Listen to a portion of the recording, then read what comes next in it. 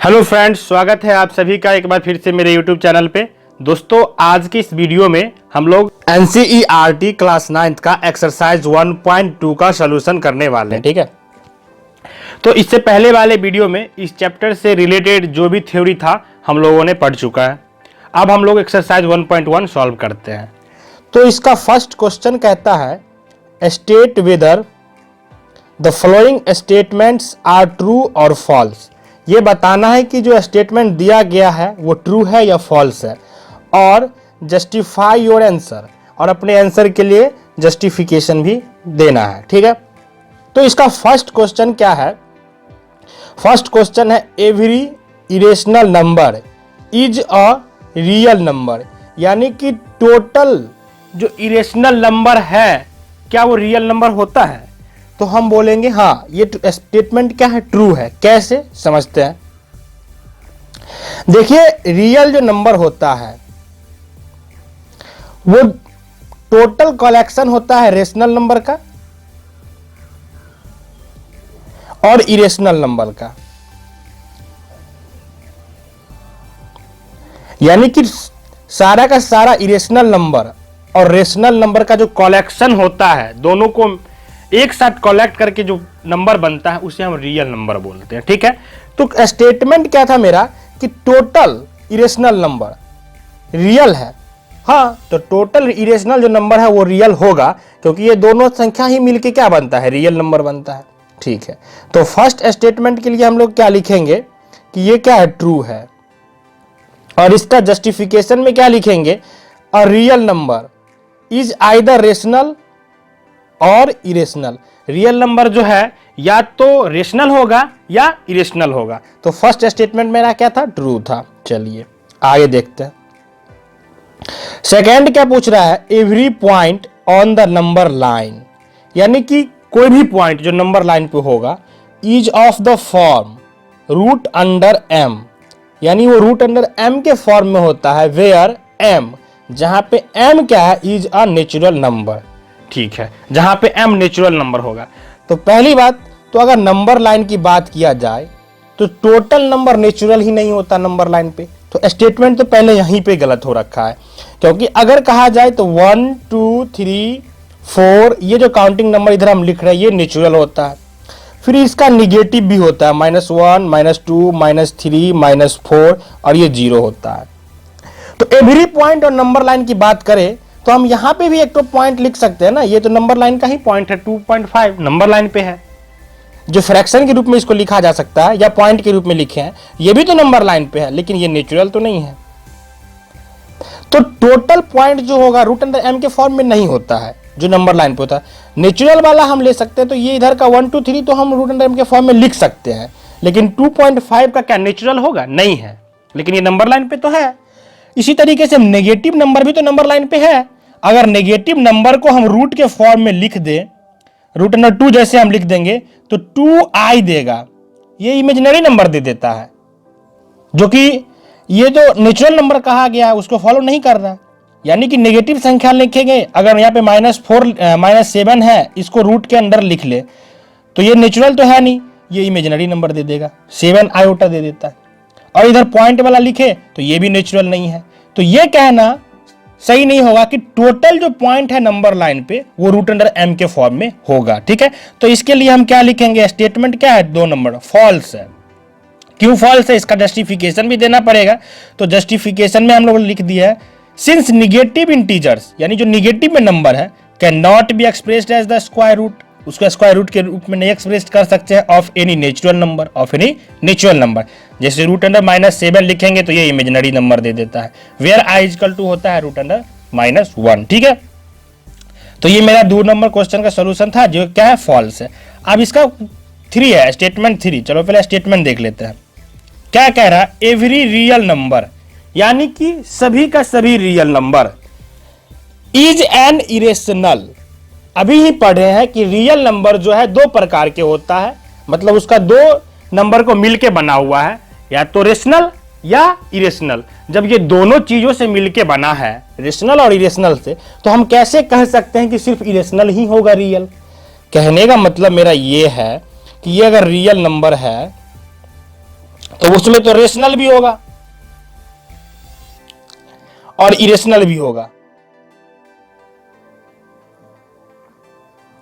तो हम ये कैसे कह सकते हैं कि सारा का सारा जो रियल नंबर है, ये टोटल रियल नंबर सिर्फ इरेशनल ही है, तो फिर रेशनल कहां जाएगा? तो ये स्टेटमेंट क्या है? गलत है। तो इसके लिए हम लिखेंगे स्टेटमेंट में फॉल्स, क्योंकि रियल नंबर जो है इंक्लूड बोथ, दोनों को मिला के बना है, दोनों को इंक्लूड किया गया है, उसमें रेशनल भी होगा एंड इरेशनल भी होगा। तो ये कहना गलत होगा कि टोटल जो रियल नंबर होगा वो इरेशनल ही होगा। तो ये क्वेश्चन नंबर फर्स्ट का तीनों क्वेश्चन था जिसका हम लोग सोल्यूशन कर लिए। चलिए आप देखते हैं क्वेश्चन नंबर 2। देखिए क्वेश्चन 2 क्या है? Are the square roots of all positive integers, यानी सभी पॉजिटिव इंटीजर का जो हम स्क्वायर रूट करेंगे क्या वो इरेशनल होगा?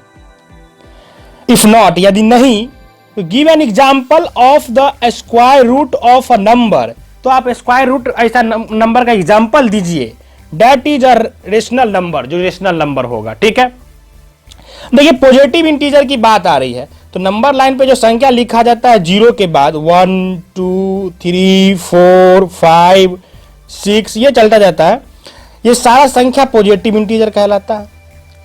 तो यही कह रहा है कि ये सारा संख्या जो है अगर इसको रूट के अंदर में लिख देंगे तो ये इरेशनल नंबर देगा। अगर नहीं देगा तो आप एग्जांपल दीजिए जो वो कौन सा संख्या है जिसका इरेशनल नहीं देगा। तो चलिए देखते हैं। ठीक है, अगर आप रूट अंडर 2 लिख देते हैं तो अब तो ये रूट अंडर 2 रहेगा रूट में और ये इरेशनल हो जाएगा। ठीक है, लेकिन अगर रूट अंडर 4 लिख दीजिए, ये तो 2 निकल के आएगा बाहर रूट से, स्क्वायर रूट से 2 निकल के आएगा। तो अगर 2 निकल के आए तब तो ये रेशनल हो गया, और ये रेशनल हो गया तो हम ये कैसे कह सकते कि सभी संख्या जो रूट के फॉर्म में होगा पॉजिटिव इंटीजर वो इरेशनल ही होगा? ऐसा नहीं है। तो हमको बोला था एग्जांपल लिख के दिखाने के लिए, तो रूट 4। इसी तरीके से रूट अंडर 9 ले लीजिए, इसका 3 आएगा रूट से निकालेंगे तो ये तो फिर रेशनल हो जाएगा ना। तो ऐसा नहीं है, तो हम लिख देंगे no the square root of all positive integers are not irrational. Square root जो करेंगे सभी पॉजिटिव इंटीजर का वो इरेशनल ही नहीं होगा। एग्जाम्पल के लिए लिख दीजिए, 2 एग्जाम्पल ले लिए हैं। रूट अंडर 4 इजकल टू 2 आता है जो कि रेशनल है, रूट अंडर 16 इजकल टू 4 आता है जो कि रेशनल है, और लिख दीजिएगा hence the square root of positive integer 4 and 16 are not irrational, जो कि इरेशनल नहीं है। 2 एग्जाम्पल लिख के दिखा दिए। ठीक, अब आते हैं क्वेश्चन नंबर 3 की ओर। क्वेश्चन नंबर 3 कह रहा है so how root under 5 can be represented on the number line. तो दोस्तों इरेशनल नंबर जब हम पीछे पढ़े थे वहां पढ़े थे कि इरेशनल नंबर को नंबर लाइन पे कैसे रिप्रेजेंट किया जाता है। तो उसी में से ये क्वेश्चन एक तो पूछा गया है, रूट अंडर 5 को आप कैसे रिप्रेजेंट करेंगे नंबर लाइन पे। तो इसके लिए आप देखे थे कि पाइथागोरस थ्योरम हम लोग अप्लाई किए थे। तो पाइथागोरस थ्योरम में हमको क्या क्या चाहिए होता है अप्लाई करने के लिए? एक तो हाइपोटेनियस होता है, फिर एक बेस होता है और एक परपेंडिकुलर होता है। तो हम बेस और परपेंडिकुलर के अकॉर्डिंग सोचेंगे तो हम ये चीज देखेंगे कि 5 जो है ये किन 2 संख्या को स्क्वायर करके जोड़े जो 5 मिल जाएगा, तो हम उसके अकॉर्डिंग सोच लेंगे तो फिर मेरा क्वेश्चन का सॉल्यूशन हो जाएगा। तो देखिए हम देखेंगे 2 का स्क्वायर करते हैं और प्लस में 1 का स्क्वायर करते हैं तो 5 दे देता है। कैसे? 2 2 जा 4 और प्लस 1 का 1 इजकल टू 5, यानी कि बेस तो हमको 2 लेना पड़ेगा और परपेंडिकुलर 1 लेना पड़ेगा, तो हम 5 निकाल सकते हैं।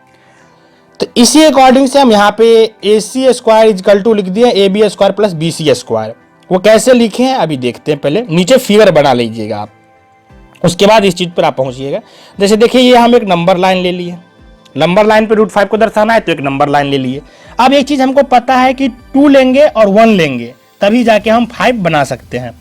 तो यहाँ 0 से 1 यूनिट तक 1 था, तो हम आगे बढ़ा के 2 लेना था तो 2 यूनिट तक ले लिए, और ये ले लिए यहाँ तक की दूरी 2 यूनिट। ठीक है, और 1 यूनिट परपेंडिकुलर यहाँ पे ले लिए।